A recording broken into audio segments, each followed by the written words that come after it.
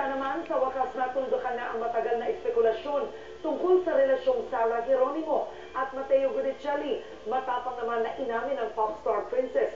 Boyfriend na nga niya si Mateo. Ang big revelation, ibandila mo MJ Felipe.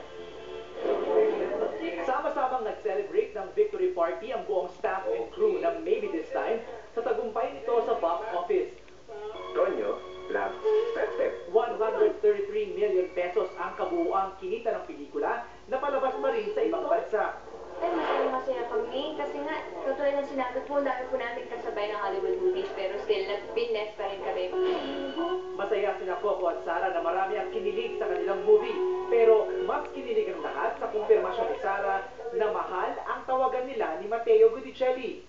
Yes, opo. Boyfriend mo na si Mateo? Yes. Hindi naman maganda magtatawagan kami mahal kung wala naman kami relasyon, di ba? Nagsimula ang kanilang love story nang magsama sila sa isang concert noong isang taon sa US.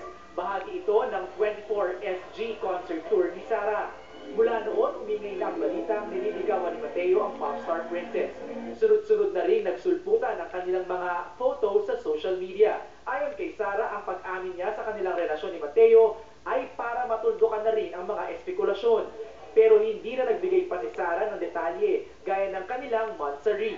Short and sweet lang din ang message niya para sa mga fans at malalapit nilang kaibigan na bahagi ng kanilang pag-iibigan ni Mateo. Salamat sa kanila, sa suporta nila. Ito ang unang pagkakataon na matapang na inamin ni Sara na siya ay may boyfriend na. MJ Felipe, ABS-CBN News.